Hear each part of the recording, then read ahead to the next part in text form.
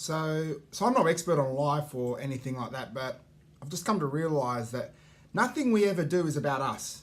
Nothing. Especially if the gym membership is not about us, it's for someone else. We're doing it to either impress someone else or to improve our health so our children have it. You know, the blood tests we get, the medical checkups we get, they're not about us. You know, they're all about someone else at the end of the day. Not saying there's anything wrong with that, but just remember everything you do is helping someone else as well at the end of the day, understanding you, understanding how you live. But also just remember, as I learned when I was a young father, was I didn't want to lose weight. I didn't want to go to the gym. I was willing to accept that my ex-wife was nagging me. And now I realise a couple of years later that it was about him. And I'm doing it. I don't go to the gym every day because of me. It helps me, yeah, in some sense, but it's about him having a father that lives long. If you're fearing getting some blood tests done, some medicals done, you're fearing it. Just remember, if you have kids or loved ones, it's not about you, it's about them as well at the end of the day.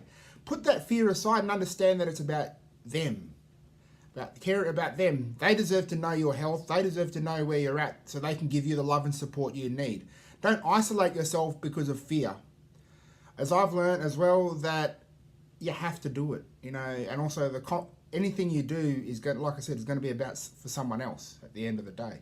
And as I also did yesterday, I took a big step yesterday with my mental health. 2 years ago, I was diagnosed with depression and anxiety. I disclosed it I disclosed it impartially. I've disclosed it to certain family members. I've disclosed it to my friends and social media, but I never disclosed it to my employer. And the reason behind I never disclosed it to my employer is because I wasn't sure how they would handle the mental health factor, how they would react to it. So instead of opening up about it, I kept it locked away. Not saying I suppressed it, but I found a way to work so my mental health didn't affect my job at the end of the day. I put tools in place to help me manage my workloads, to help me manage my anxiety. Sometimes, yes, it does get the better of me, and I will say, you know, but most of the time I've managed to put tools in place in order to be able to function effectively at work without having my depression and anxiety affect me. And if it does get to a point where that is, I've learned now to step back, take a mental health day. And through that, I did that last week, and it opened my eyes up today. And yesterday, I eventually disclosed everything in regards to my mental health to my new managers, and that's what I had to do. Otherwise, I felt if I didn't, I would never move forward. I couldn't blame them for what they're doing if they didn't understand where I was coming from. So everything I did was in order to aid them. As I already been aided, I know what I've got to do, but I had to aid them to share my story with them to open up. Otherwise, it's a selfish act. And if you're not doing something because you don't want to, just think of who it's going to benefit in the long term, especially when it comes to your physical health and your mental health and your emotional health as well. Because the world just doesn't revolve around you. Yes, we have to take care of ourselves. I condone that in a big way. But also taking care of yourselves also means taking action that benefits others. And that includes, if you're a parent, includes your children, you know, whoever it is, like I said, once again, your loved ones.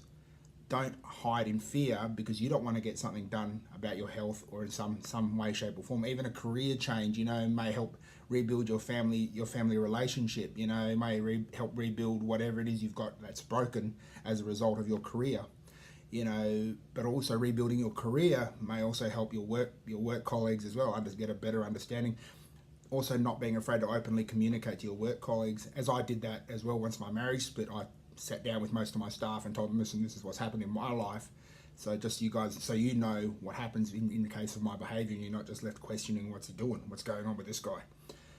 And that's where everything links back. It's not about you. It's about the people that get affected by your actions at the end of the day, get affected by your thoughts and your way of living. And you have to take action, one, to look after yourself, but two, to look after the people that care about you.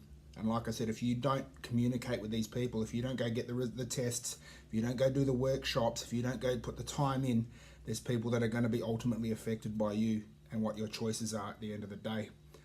And like I said, also, not everything's going to come out the way you wish. So do it without expectation, but also know that doing it is going to affect change massively, not just for you, but in the lives of those around you that care and love you. They can give you all that support, all that strength that you need if you're dealing with something, especially something as serious, especially something in the form of a terminal illness, where you really need that support and courage, that support at the end of the day. And if you don't communicate these to people, that you'll never get that support, and you deserve that support. I deserve that support. We all do. So just remember, everything you do is about other people around you. It's not just about you. Make your decisions that help affect the lives of other people in a positive way as well. Remember, your decisions ultimately can make a difference between your support network and your loneliness as well.